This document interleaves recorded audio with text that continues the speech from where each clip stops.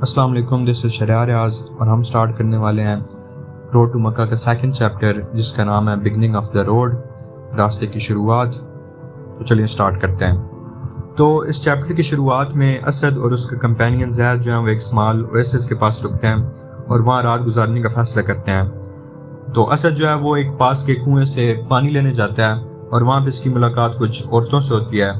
وہ عورتیں پاس کے کسی گاؤں سے ہوتی ہیں اور وہ بھی وہاں پہ پانی لینے آئی ہوتی ہیں۔ وہ ایک دوسرے کو سلام وغیرہ کرتے ہیں اور یہ جو عورتیں ہیں نا، یہ اسد کو ایک واقعے کی یاد دلواتی ہیں، ایک سٹوری کی یاد دلواتی ہیں۔ تو وہ واقعہ کون سا تھا، وہ سٹوری کون سی تھی؟ وہ سٹوری تھی حضرت ابراہیم علیہ السلام کے ایک سرونٹ کی، جس کو انہوں نے بھیجا تھا اپنے بیٹے حضرت اسحاق علیہ السلام کے لیے رشتہ دیکھنے کے لیے اپنے کچھ رشتہ داروں کی طرف۔ تو وہاں پہ کیا ہوتا ہے کہ جب وہ وہاں جا رہا ہوتا ہے تو وہاں پہ اس کا گزر ایک کنویں سے ہوتا ہے اور وہاں پہ کچھ عورتیں پانی لینے آئی ہوتی ہیں، جیسے یہاں پہ ابھی محمد اسد کا سامنا ہوا عورتوں سے۔ تو وہ وہاں پہ نا دعا کرتا ہے، جو وہ غلام ہوتا ہے حضرت ابراہیم علیہ السلام کا، کہ اللہ اس کو بہتر فیصلہ کرنے کی توفیق عطا فرمائے۔ تو وہ وہاں پہ سوچتا ہے کہ جو عورت اس کی مدد کرے گی، جو عورت اس کو پانی پلائے گی، تو وہ اس کو چنے گا حضرت اسحاق علیہ السلام کے لیے۔ تو تبھی ایک عورت سامنے سے آتی ہے جس کا نام ربیکہ ہوتا ہے۔ تو ریبیکا جو ہے وہ اس کو پانی پلاتی ہے، اس کے اونٹوں کو پانی پلاتی ہے، جس کی وجہ سے وہ اس کو چن لیتا ہے حضرت اسحاق علیہ السلام کے لیے۔ تو یہ واقعہ جو ہے نا، اب جو اسد ہے وہ وہاں سے کنویں سے واپس آتا ہے اور جو زید ہے اس کے لیے کافی بناتا ہے اور وہ وہاں پہ بیٹھ کے کافی پی رہا ہوتا ہے اور وہ اس واقعے کے بارے میں سوچ رہا ہوتا ہے۔ تو وہ اس سے نتیجہ کیا نکالتا ہے؟ وہ اس سے نتیجہ یہ نکالتا ہے کہ جو صحرا ہے نا، اس میں ایک ٹائم لیسنس پائی جاتی ہے، اس میں ایک کنٹینیوٹی آف ہیومن لائف پائی جاتی ہے کہ 4000 سال پہلے بھی عورتیں اسی طرح کنویں پہ پانی لینے آتی تھیں اور ان کے ایک اجنبی سے ملاقات ہوئی، اور اب 4000 سال بعد بھی سیم ویسے ہی وہ کنویں پہ پانی لینے آئی ہیں۔ مطلب عرب کی جو لائف ہے وہ ٹائم لیس ہے۔ پھر کیونکہ اس نے سارے دن گرمی میں سفر کیا ہوتا ہے تو وہ نہانے کا سوچتا ہے اور ایک کنویں میں جا کے نہانے لگتا ہے۔ تو جب وہ کنویں کے اندر کھڑا ہوتا ہے نا، تو وہاں پہ اس کو ایک آواز سی آتی ہے اور یہ آواز اس کو ایک بچپن کی میموری کی یاد دلاتی ہے کہ جب وہ سی شیل جو ہوتے ہیں اس کو جب اپنے کان کے پاس رکھا کرتا تھا نا، تو ان میں سے بھی ایسی سی آواز آتی تھی۔ اور پھر اس سے اس کو ایک کوسچن یاد آتا ہے جو اس کے مائنڈ میں تب اٹھا کرتا تھا، اور وہ کوسچن یہ تھا کہ کیا اس سی شیل کے اندر آواز تب بھی پائی جاتی ہے جب اس کو وہ سائڈ پہ رکھ دیتا ہے، یا صرف یہ آواز تب بھی آتی ہے جب اس کو اپنے کان کے پاس لے کے آتا ہے؟ مطلب کیا جب وہ نہیں سن رہا ہوتا تب بھی وہ آواز وہاں موجود ہوتی ہے یا نہیں موجود ہوتی؟ تو اب جب وہ کنویں کے اندر کھڑا ہوتا ہے نا، تو وہ سوچتا ہے کہ ایسا سا ایک کوسچن تو فلاسفرز اور اسکالرز کے مائنڈ میں بھی اٹھتا ہے، ایسے کوسچن اسکالرز کو بھی پریشان کر رکھا ہے۔ وہ کیا کوسچن ہے؟ وہ کوسچن یہ ہے کہ کیا ہمارے مائنڈ کے علاوہ بھی کوئی ریالٹی پائی جاتی ہے؟ یہ ریالٹی جسٹ ایگزسٹ اسی وجہ سے کرتی ہے کیونکہ ہم اس کے بارے میں سوچتے ہیں، کیونکہ ہمارا مائنڈ اس کو پرسیو کر ہوتا ہے، تو اسی وجہ سے ریالٹی ایگزسٹ کرتی ہے۔ یعنی اگر ہم سوچنا چھوڑ دیں، اگر ہم بالکل ہمارا مائنڈ کچھ پرسیو ہی نہ کر سکتا ہوتا، تو کیا پھر بھی ریالٹی ہوتی؟ یا ریالٹی جیسے ہمارے مائنڈ کا ہی ایک کریٹ کردہ ایک چیز ہے؟ تو پھر وہ یہ سب سوچ رہا ہوتا ہے، پھر اس کے مائنڈ میں خیال آتا ہے کہ شاید یہ چیز جو ہے نا، یہ ہمارا جو ہے آفٹر لائف کا کنسیپٹ ہے، مرنے کے بعد دوبارہ زندہ ہونے کا کنسیپٹ ہے، شاید اس کو یہ چیز ایکسپلین کرتی ہے۔ کیوں ایکسپلین کرتی ہے؟ کیونکہ شاید ہمارا مائنڈ جو ہے نا وہ پرسیو ہی نہیں کر سکتا نتھنگنیس کو، وہ کوئی ایسی اسٹیٹ پرسیو ہی نہیں کر سکتا جہاں پہ کچھ بھی نہ پایا جاتا ہو۔ تو اسی لیے ہمارا جو یہ بلیف ہے، جو کافی سارے کلچرز میں، کافی سارے ریلیجنز میں کافی سینچری سے پایا جاتا ہے، بہت پرانا کنسیپٹ ہے یہ آفٹر لائف کا کنسیپٹ، تو شاید یہ اسی وجہ سے پایا جاتا ہے کیونکہ ہم ایک نتھنگنیس کے کنسیپٹ کو سوچ ہی نہیں سکتے۔ ہم یہ سوچ ہی نہیں سکتے کہ کبھی کچھ ایسا ہو جہاں پہ کچھ بھی نہ ہو۔ تو یہ سب سوچ رہا ہوتا ہے وہ، اور پھر وہ سوچتا ہے کہ کیا جو لائف کے عام سے آرڈینری ایکسپیرینس ہوتے ہیں ان میں، اور جو ایبسٹریکٹ ایکسپیرینس ہوتا ہے جو ہمارے مائنڈ کے اندر ایکسپیرینس پائے جاتے ہیں، کیا ان کے درمیان کوئی کنیکشن ہوتا ہے؟ کیا کوئی دھاگا ہے جو ان کو باندھے ہوئے ہوتا ہے، ان کو جوڑتا ہے آپس میں؟ کیا یہ ان کے درمیان کوئی کلیئر ڈفرینس پایا جاتا ہے یا یہ ایک ہی ہوتے ہیں؟ پھر وہ اپنے لائف کے ایکسپیرینسز کے بارے میں سوچتا ہے کہ کیا جو اس کی لائف ہے، اس کے جو ڈفرینٹ ایکسپیرینسز ہیں، ڈفرینٹ کلچرز کے ساتھ اس کا سامنا ہوا، ڈفرینٹ سٹی سے وہ گزرا، لینڈسکیپس اس نے ڈفرینٹ دیکھے، تو کیا ان کے درمیان کوئی کنیکشن پایا جاتا ہے؟ کیا کوئی چیز ان کو آپس میں جوڑتی ہے، یا یہ سب الگ الگ ایکسپیرینس ہیں؟ یہ سب وہ وہاں پہ کھڑو کے سوچ رہا ہوتا ہے، اور پھر وہ سوچتا ہے کہ شاید جو زندگی کا اور قسمت کا، ڈیسٹنی کا جو اصل مطلب ہے نا، وہ ہم تبھی سمجھ سکتے ہیں جب ہم اس کے اینڈ پہ ہوں. مطلب جب ہم بالکل ہماری زندگی ختم ہونے والی ہو، اور جب ہماری ڈیسٹنی جو ہے، ہماری قسمت جو ہے، جب ہم اس کے اختتام پہ پہنچ جائیں گے، تبھی ہم اپنی پچھلی جو زندگی گزاری ہے، ہم اس کے اصل مقصد کو سمجھ پائیں گے، اس کے اصل مطلب کو سمجھ پائیں گے. لیکن باقی سب کی طرح ابھی وہ ایک جرنی سے گزر ہے، ابھی وہ ٹائم نہیں آیا، تو ابھی صرف وہ اس کو ایسے حصوں کے اندر ہی کمپریہینڈ کر سکتا ہے، اس کو ایک ایز اے ہول نہیں دیکھ سکتا. اس چیز کو ایکسپلین کرنے کے لیے میں اگزامپل دوں گا موویز کی، سٹوریز کی، کہ ہم جب مووی دیکھ رہے ہوتے ہیں نا، تو ہمیں ڈفرینٹ چیز ہوتی ہیں، ہمیں لگتا ہے کہ شاید اس کا آگے آنے والے مطلب یہ شاید فضول میں رائٹر نے ڈال دیا اس کے اندر. ناول پڑھے ہوتے ہیں تو شاید ہمیں لگتا ہے کہ اس چیز کو کوئی مطلب نہیں بنتا تھا یہاں پہ، لیکن اینڈ پہ جب جا کے ہم دیکھتے ہیں نا، تو اس کا کوئی نہ کوئی کنیکشن نکل آتا ہے. تو شاید اسد کا کہنا ہے کہ شاید زندگی بھی ایسی ہے کہ ابھی ہمیں جو چیزیں بے مطلب لگتی ہوں، جن چیزوں کا کوئی ہمیں وجہ نظر نہ آتی ہو، شاید جب ہم اپنی زندگی کے آخری لمحات گزار ہوں گے، تو شاید ہمیں تب ان کا بھی کوئی لاجک، ان کے پیچھے بھی کوئی ریزن نظر آ جائے گی. تبھی ہم ڈیسٹنی کا، تبھی ہم نصیب کا اصل مطلب سمجھ پائیں گے. پھر وہ لائف کا کمپیریزن کرتا ہے ایک ایسے سفر سے جس میں ہم بس گھومتے رہتے ہیں اور تلاش میں ہوتے ہیں ہم کسی چیز کی. تو وہ کہتا ہے کہ زندگی ایک ایسا سفر ہوتی ہے جس میں ہم ہمیشہ کسی نہ کسی چیز کی تلاش میں رہتے ہیں.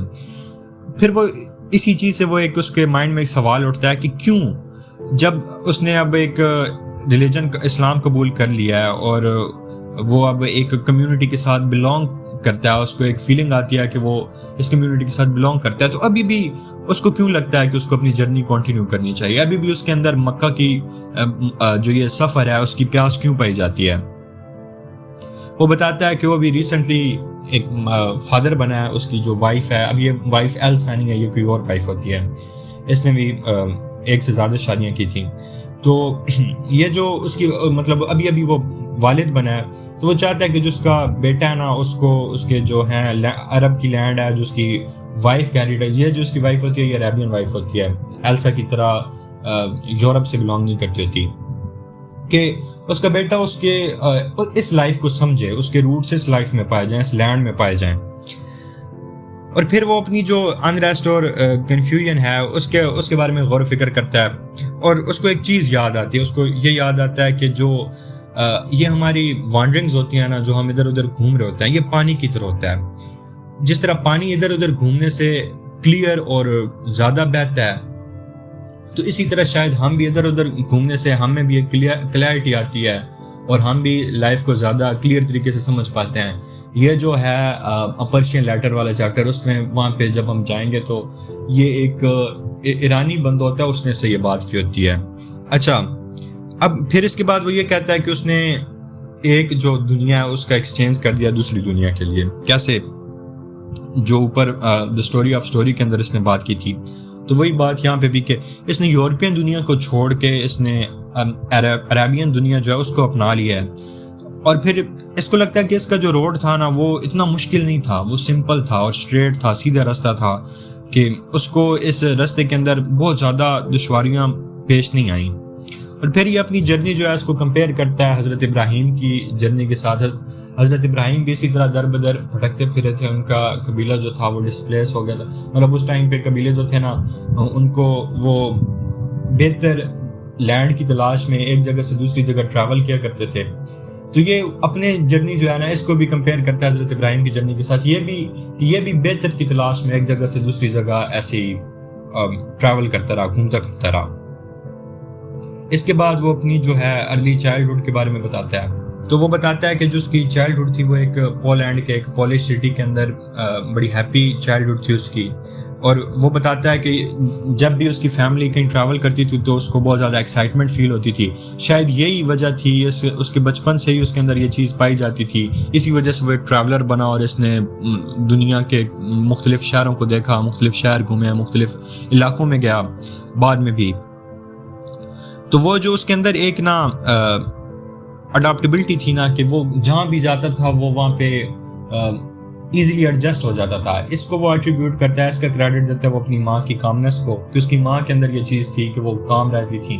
تو اس کے اندر بھی یہ اس نے اپنی ماں سے پک کیا ہے کہ یہ جہاں پہ بھی جاتا ہے وہاں پہ ایڈجسٹ ہو جاتا ہے. اور اس کے اندر جو ایک ریسٹلیسنس پائی جاتی ہے نا کہ ایک جگہ پہ یہ زیادہ دیر نہیں رہ سکتا, تو اس کا کریڈٹ وہ اپنے باپ کو دیتا ہے کہ یہ اس نے اپنے باپ سے چیز جو ہے ورثے میں لی ہے. پھر یہ اپنے والد کے بارے میں بتاتے ہیں, اپنے باپ کے بارے میں, کہ جو اس کا والد تھا نا وہ ایک فزسٹ بننا چاہتا تھا, لیکن وہ بنا کیا, ایک بیرسٹر بنا, ایک وکیل بنا. پھر اپنے گرینڈ فادر کے بارے میں بتاتا ہے کہ جس کے گرینڈ فادر تھے وہ ایک آرتھوڈاکس ربی تھے. آرتھوڈاکس مطلب بہت زیادہ ریلیجیس تھے, اور وہ ایسٹرونومی اور میتھمیٹکس سے بہت زیادہ ان کو محبت تھی اس کے دادا کو, اور وہ چیس کے بھی ایک اچھے پلیئر تھے. تو اس کے دادا نے نا اسد کے فادر کو سائنس کے اندر کیریئر کیری کرنے کی اجازت نہیں دی تھی. اس نے منع کر دیا تھا کہ تم سائنس نہیں پڑھو گے, بلکہ تم میری طرح ہی ایک ربی بنو گے. جیسے اس کے دادا ابو خود تھے تو وہ چاہتے تھے کہ ان کا بیٹا بھی اسی طرح ایک ربی بنے. اس کے پیچھے شاید وجہ یہ تھی کہ اسد بتاتا ہے کہ کئی جنریشنز پہلے اس کا ایک بلیک شیپ انکل کی ٹرم یوز کرتا ہے اس کے لیے, کہ ایک شخص تھا جس نے مطلب اپنے دین کو چھوڑ کے جو کرسچن بن گیا تھا, مطلب ایسی سائنس پڑھنے گیا تھا, اور پھر وہ اس نے اپنے مذہب کو چھوڑ کے جیو سے وہ کرسچینٹی کی طرف کنورٹ ہو گیا تھا. تو اس خوف کی وجہ سے جو اس کا گرینڈ فادر تھا وہ اس کے فادر کو سائنس نہیں پڑھنے دے رہا تھا, ربی بنانا چاہتا تھا اپنی طرح. لیکن اس کا فادر جو ہے اس نے سیکرٹلی رات کو چھپ کے ہیومنسٹک جو سبجیکٹس ہیں ان کو پڑھا کرتا تھا, اور پھر وہ ایک بیرسٹر بن گیا. ربی تو وہ فزسٹ تو نہیں بن پایا, لیکن ربی بھی نہیں بنا بلکہ ایک وکیل بن گیا, بیرسٹر بن گیا. پھر اسد اپنے بارے میں بتاتا ہے کہ یہ جو ہے اسد ہے نا, مطلب اس کا جو فادر تھا اس کو سائنس کے اندر بہت زیادہ دلچسپی تھی, لیکن یہ کہتا ہے کہ میں نے اپنے والد سے یہ چیز اڈاپٹ نہیں کری, بلکہ میری دلچسپی پائی جاتی تھی لٹریچر اور ہسٹری کے اندر. لیکن پھر بھی مجھے بچپن سے بہت زیادہ ریلیجن کے بارے میں تعلیم دی گئی, جوئش ریلیجن کے بارے میں, جوئش فیتھ کے بارے میں. تو لیکن کہتا ہے کہ اس تعلیم کا میرے اوپر نہ کوئی پازیٹیو اثر نہیں ہوا. یہ نہیں ہوا کہ مجھے جوئش فیتھ جو تھا وہ زیادہ پسند آ گیا, بلکہ مجھے اس کے اندر خامیاں نظر آنے لگیں. مجھے لگتا تھا کہ جو جوئش فیتھ کا گاڈ ہے, جو جوز کا گاڈ ہے, جو جو ریلیجن کے اندر گاڈ پایا جاتا ہے, وہ بہت زیادہ اس کا دھیان کس چیز پہ ہے, اس کا دھیان ہے ان ریچولز پہ ہے جس کے ذریعے اس کی عبادت کی جاتی ہے, اور وہ صرف اور صرف ایک نیشن کے ساتھ کنسرنڈ ہے. اس کا دھیان صرف ایک نیشنز تک ہی محدود ہے. وہ نیشن کون سی تھی؟ وہ نیشن تھی ہیبروز کی. کہ جو جیو فیتھ کا جو گاڈ ہے وہ صرف ان تک ہی کنسرنڈ تھا, وہ اس کے اندر یونیورسلٹی نہیں پائی جاتی تھی. مطلب جوئش فیتھ جو ہے اس کے اندر یونیورسلٹی نہیں پائی جاتی, وہ پوری دنیا کے لیے نہیں ہے بلکہ ایک نیشن کے لیے ہے. تو پھر وہ بتاتا ہے کہ بے شک اس کا یہ جو ارلی اسٹڈیز تھیں ریلیجن کے بارے میں, اس نے اسے جوئش فیتھ سے تو دور کیا, لیکن اسے اوورآل جو فیتھ ہے, اوورآل جو ریلیجن کا کنسیپٹ ہے نا, وہ اس کو سمجھ آ گیا ان اسٹڈیز کی وجہ سے. فائدہ یہ ہوا, اور وہ بہت کم عمر سے ہی وہ ریلیجن سے اور فلاسفی سے اور تھیولوجی سے, ان سب چیزوں سے نا بہت دور ہو گیا. وہ یہ ایسا شخص نہیں تھا, مطلب خیالی پلاؤ والا شخص نہیں تھا بچپن میں, بلکہ اس کا زیادہ فوکس کس پہ تھا؟ اس کا زیادہ فوکس تھا ایکشن پہ. وہ ایکشن اور ایڈونچر چاہتا تھا اپنی لائف کے اندر. یہی وجہ تھی کہ اس نے آسٹرین آرمی کو جوائن کرا جب ورلڈ وار 1 ہو رہی تھی. تو اس کے اندر 14 سال کی عمر میں اس نے ایک غلط مطلب اپنا جھوٹا نام بتا کے آسٹرین آرمی جو ہے اس کو جوائن کرا, لیکن پھر اس کے والد کو پتہ چل گیا تو اسے واپس لے آئے تھے. اور اس کے بعد اس نے ہسٹری آف آرٹ اور فلاسفی جو ہے اس کی اسٹڈی کری یونیورسٹی آف ویانا میں. اور یہاں پہ نا یہ کچھ میننگ فل کی تلاش میں تھا. اب اس کا وہ مائنڈ ہے نا وہ تھوڑا چینج ہو چکا تھا, اور اس کو لائف کے اندر کچھ میننگ چاہیے تھا. تو یہ بتاتا ہے کہ جو 20th سینچری کا ٹائم پیریڈ تھا نا, یہ اسپرچول ویکیوم کا ٹائم تھا. کہ ورلڈ وار جو ہے وہ جب ختم ہو رہی تھی یا ختم ہوئی تھی, اس کے بعد سے نا لوگوں کے اندر ایک اسپرچول ویکیوم پایا جاتا تھا. ان کے اندر کوئی اسپرچول ویلیوز جو تھیں وہ ختم ہو چکی تھیں بالکل. اور اس کی وجہ شاید یہ تھی کہ وہ اپنے دین سے, اپنے ریلیجن سے بہت زیادہ دور ہو چکے تھے, کیونکہ جو ان کا ریلیجن تھا نا وہ ان کے ارد گرد یہ جو اتنی بڑی جنگ کے بعد ایک نئی دنیا کا قیام ہوا تھا, اس کو ایکسپلین نہیں کر پا رہا تھا ان کا ریلیجن. تو اس وجہ سے وہ ریلیجن سے بہت زیادہ دور ہوتے گئے. اس کی وہ جو ہے ذمہ داری وہ سیلف رائچس گارڈینز آف فیتھ کو بھی دیتا ہے, کہ جو جن کو لگتا تھا کہ مطلب جو دین کے رکھوالے خود کو سمجھتے ہیں, شاید ان کی وجہ سے بھی ایسا ہوا کہ جو ینگ جنریشن تھی 20th سینچری کی, وہ دین سے بہت دور ہوتی گئی اور ان کے اندر اسپرچول ویکیوم ایک پایا جانے لگا. پھر اسد بتاتا ہے کہ اس کو ہسٹری آف آرٹ کے اندر کافی زیادہ دلچسپی تھی. اس دلچسپی کی ریزن یہ تھی کہ اس کو لگتا تھا کہ جو آرٹ ہوتی ہے نا وہ ہمارے مائنڈ کے اندر جو چھوٹے چھوٹے فریگمنٹس پائے جاتے ہیں ان کو ملا کے ایک یونیفائڈ ہول بناتی ہے. لیکن یہ جو اسد کو آرٹ کے اندر تو دلچسپی تھی لیکن اس کو جو سائیکو انالیٹک پرنسپلز تھے وہ انہوں نے اس کو کچھ خاص سیٹسفائی نہیں کیا, کیونکہ اس کو لگتا تھا کہ یہ پرنسپلز جو ہے نا یہ ہمارے جو مائنڈ کی اتنی زیادہ کمپلیکس ہمارے مائنڈ کے اندر مسٹریز پائی جاتی ہیں ان کو یہ ایک مطلب نیورو جینیٹک ریاکشنز تک محدود کر دیتا ہے. اس کو لگتا تھا کہ ہمارا مائنڈ اتنا زیادہ مسٹیریس ہے کہ اس کو اس طرح نیورو جینیٹک ریاکشنز کے تھرو ایکسپلین نہیں کیا جا سکتا. تو اسد کا جو انٹرسٹ تھا یہ لوگوں میں پایا جاتا تھا, ایکٹیویٹیز میں پایا جاتا تا, ریلیشنز میں اس کو بہت زیادہ دلچسپی تھی, خاص طور پہ جو لڑکیوں کے ساتھ عورتوں کے ساتھ جو ریلیشن شپس ہوتے ہیں اس کے اندر اس کو دلچسپی تھی. اس کے زیادہ تر جو ریلیشن شپس تھے وہ شارٹ لیوڈ تھے کیونکہ یہ ریسٹ لیس تھا, اس کو ایک جگہ پہ سکون نہیں ملتا تھا. تو سیم چیز لوگوں کے ساتھ بھی تھی کہ یہ کسی ایک عورت کے ساتھ زیادہ ٹائم نہیں اسپینڈ کر پاتا تھا. تو ایسے ہی اسد کے اندر جو بے چینی تھی وہ گرو کرتی گئی اور اس نے پھر ایک دن جو اپنی یونیورسٹی اسٹڈیز تھی نا ان کو چھوڑ کر جرنلزم کو پرسو کرنے کا فیصلہ کیا. لیکن اس کا فادر جو تھا اس نے اس کے فیصلے کو قبول نہیں کیا اور اس کو آبجیکٹ کیا کہ اس نے منع کر دیا کہ تمہیں جرنلسٹ نہیں بننا چاہیے. لیکن جو اسد تھا کیونکہ یہ جوان خون تھا اور پر امید تھا, اس کو لگتا تھا کہ یہ ضرور کوئی نہ کوئی میننگ ڈھونڈ لے گا کہیں پہ اور ریسٹ لیس تھا, تو اس وجہ سے اس نے ویانا کو چھوڑ دیا اور پراگ کے لیے نکل گیا 1920 کے اندر. تو اب اسد ویانا میں اپنے گھر کو چھوڑ کے پراگ میں آ چکا ہے اور یہاں پہ وہ ایک جرنلسٹ بننا چاہتا ہے. لیکن اس کی جو جرنی ٹو جرنلزم تھی وہ کوئی ایسی ایزی جرنی نہیں تھی, اس کو کافی زیادہ مشکلات کا سامنا کرنا پڑا. خاص طور پہ شروع میں اس کو وہاں پہ مطلب فائنینشیل ایشوز کا سامنا ہوا کیونکہ اس کے فادر اس کو سپورٹ نہیں کر رہے تھے. تو یہ اپنی ماں اس کی جو ماں کی ڈیتھ ہو چکی تھی تو اس کی ماں کی اس کے پاس آخری نشانی تھی وہ ایک ڈائمنڈ رنگ تھی, اس کو بیچنا پڑا اپنے آپ کو فائنینشلی سپورٹ کرنے کے لیے. اور یہ اس کو بیچ کے برلن گیا. برلن میں جا کے اس کے کافی زیادہ فرینڈز بنے. کیفے دیس ویسٹرنس پہ ایک کیفے تھا, وہاں پہ اس کے لٹریری لوگوں سے اس کی ملاقات ہوئی اور لٹریچر سے ریلیٹڈ جو لوگ تھے ان کے ساتھ اس کی فرینڈشپ ہوئی. لیکن اس کو نا ابھی بھی جو یہ جاب نہیں ڈھونڈ پا رہا تھا. اور پھر اسی طرح کافی زیادہ اس نے انٹرویوز دیے اور آپ کو لگا کہ مطلب یہ کسی نیوز پیپر میں تب تک جاب حاصل نہیں کر سکتا جب تک اس کا کوئی پبلشڈ ورک نہ ہو. جب تک یہ کچھ لکھ کے پبلش نہ کروائے تب تک اس کو کوئی نیوز پیپر جاب نہیں دینے والا. تو یہاں پہ ساتھ ساتھ اس کے جو فائنینشیل ایشوز تھے وہ برقرار تھے. اس کو کافی زیادہ بھوک پیاس برداشت کرنی پڑی تھی. اکثر اوقات اس کو پورا دن ایک بریک فاسٹ پہ جو اس کی لینڈ لیڈی پرووائڈ کرتی تھی اس پہ گزارنا پڑتا تھا. اور اس کے جو لٹریری فرینڈس تھے وہ بھی اس کی کوئی خاص مدد نہیں کر پا رہے تھے. تو اس نے ایک بار سوچا کہ اسے شاید اپنے والد سے مدد مانگنی چاہیے, لیکن پھر اس نے اس فیصلے کو ٹھکرا دیا. اس نے ایسا اس کے اوپر ایکٹ نہیں کیا سوچ کے اوپر. پھر آخر کار اس کی ملاقات ایک فلم ڈائریکٹر سے ہوئی جس کا نام تھا FW مرناؤ, اور اس کے ساتھ اس نے 2 منتھ تک کام کیا جس نے اس کے کانفیڈنس کو کافی زیادہ بوسٹ اپ کیا. پھر اس کا ایک فرینڈ تھا اینٹون کو, اس نے اس کو انوائٹ کیا کہ وہ ایک فلم کے اوپر اس کے ساتھ کولیبریٹ کرے. تو اسد نے اس کے ساتھ کولیبریٹ کیا اور ان کو کافی زیادہ اس کے لیے ہینڈسملی پے بھی کیا جا رہا تھا. پھر اسی طرح اس نے 1 سال اس کا ایسی چھوٹی جابس کرنے میں گزر گیا اور فائنلی اس کے ایک دوست کے تھرو یہ جرنلزم کی دنیا میں داخل ہوا. اس کے دوست نے اسے انٹروڈیوس کروایا ڈاکٹر ڈیمرٹ سے. اب یہ جو ڈاکٹر ڈیمرٹ تھا یہ ایک پرومیننٹ فگر تھا پولیٹیکل سرکلز کے اندر برلن میں. تو اسد جو تھا اس کا کوئی جرنلسٹ کے طور پر ایکسپیرینس نہیں تھا, لیکن پھر بھی اس کو ڈاکٹر ڈیمرٹ جو ہے اس نے ٹیلیفونسٹ کی جاب جو ہے وہ آفر کری کہ وہ ایک ٹیلیفونسٹ کا کام کرے گا. وہ اسی جاب پہ کام کر رہا تھا کہ اس کو پتہ چلا کہ میڈم گورکے جو ایک فیمس رائٹر تھا میکسم گورکی, اس کی وائف تھی, اس کو پتہ چلا کہ وہ برلن میں آئی ہوئی ہے. تو اس نے ٹھان لیا کہ اس کا انٹرویو کرنا ہے. اس کو لگتا تھا کہ اگر یہ اس کو انٹرویو کرے گا تو اس کو ضرور اس کی جو پروفیشنل لائف ہے اس میں ایک بوسٹ ملے گی اس کو. اور ایسا ہی ہوا.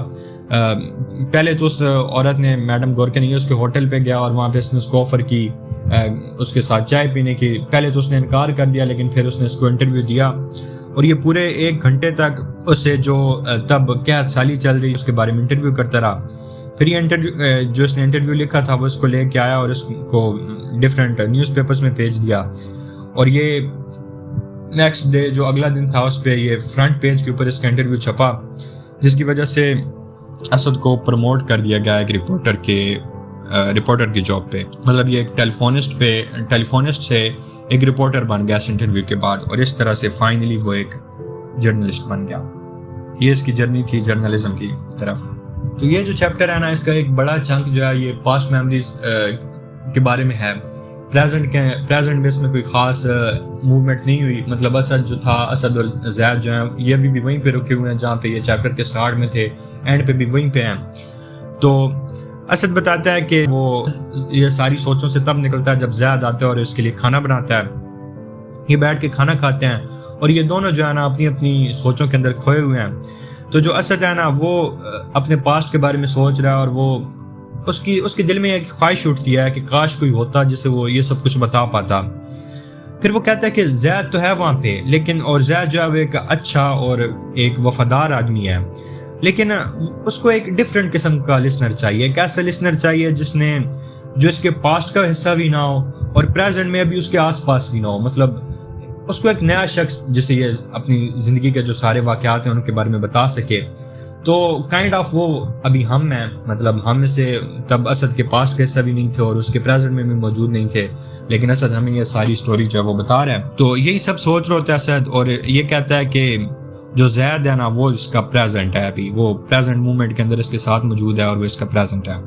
تو یہیں پہ یہ چیپٹر اینڈ ہوتا ہے. تو اس چیپٹر کے اندر جو سیکشن ہے اسد کی ارلی چائلڈہڈ والا وہ امپورٹنٹ ہے، اور ڈفرینٹ لانگ کوسچنز میں ہم اس سے مٹیریل اٹھائیں گے اس سیکشن سے.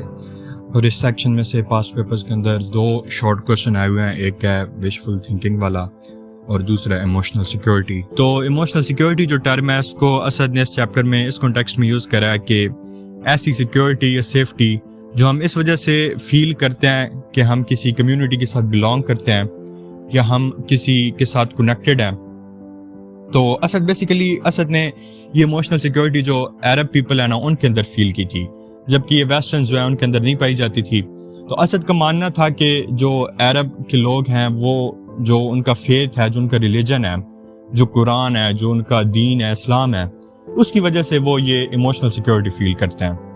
جبکہ جو ویسٹ ہے وہ کیونکہ اپنے ہی ریلیجن سے بہت زیادہ دور ہو چکا ہے، تو ان کے اندر اسپرچول ویکیوم پایا جاتا ہے اور ان میں ایموشنل سیکیورٹی والی کوئی فیلنگ نہیں ہوتی. اس کے بعد دوسرا کوسچن جو ہے وہ وشفل تھنکنگ والا. اب اسد جو وہاں پہ کنویں کے اندر جب بیٹھا اس سوال کے بارے میں سوچ رہا ہوتا ہے کہ کیا ہمارے مائنڈ کے علاوہ بھی کوئی ریالٹی ایگزسٹ کرتی ہے یا صرف وہی ریالٹی پائی جاتی ہے جس کو ہمارا مائنڈ پرسیو کرتا ہے. اور پھر یہ بتاتا ہے کہ جو ہے آفٹر لائف کے اوپر ہمارا بلیف ہے وہ بھی شاید اسی وجہ سے ہے کیونکہ ہمارا مائنڈ نتھنگنس کو پرسیو ہی نہیں کر پاتا. تو وہاں پہ اس بلیف کے لیے جو یہ آفٹر لائف کا بلیف ہے اس کے لیے یہ وشفل تھنکنگ کا جو ہے ٹرم یوز کرتا ہے، اور یہ ٹرم جو ہے یہ شارٹ کوسچن کے اندر آئی ہوئی ہے. تو وشفل تھنکنگ بیسیکلی ایسے بلیف کو یا ایسی آئیڈیا کو کہتے ہیں جو صرف اس لیے مان لیا جاتا ہے کیونکہ وہ سیٹسفائنگ ہوتا ہے، کیونکہ وہ خوشگوار ہوتا ہے، بجائے اس کے کہ اس کے پیچھے کوئی لاجک پائی جائے یا کوئی ریزننگ پائی جائے. صرف ہم اسے اسی لیے مان لیتے ہیں کیونکہ وہ ہمیں اچھا لگ رہا ہوتا ہے یا ہمیں مطلب ہماری سینسز کو سیٹسفائی کر ہوتا ہے. تو جس طرح یہ بلیف ہے آفٹر لائف کا، اس کے پیچھے مطلب ایسی کوئی لاجک تو نہیں پائی جاتی، لیکن کیونکہ ہمارا مائنڈ جو ہے وہ پرسیو ہی نہیں کر سکتا نتھنگنس کو، تو اگر ہم یہ سوچیں گے کہ ہماری مطلب مرنے کے بعد کوئی زندگی ہے ہی نہیں تو ہمارے لیے سیٹسفائنگ نہیں ہوگا. اس لیے ہم اس جو ہے بلیف کو مان لیتے ہیں، سروائیول آفٹر ڈیتھ کو کہ کنسیپٹ کو. تو یہی سب کچھ ہے اس چیپٹر کے اندر. ہوپ فلی آپ کو سمجھ آ گئی ہوگی. باقی اگر کوئی کوشچنز وغیرہ ہیں تو ضرور پوچھیے گا. نیکسٹ چیپٹر ہم سٹارٹ کریں گے اس کے بعد، جس کا نام ہے ونڈز. ملتے ہیں. اللہ حافظ.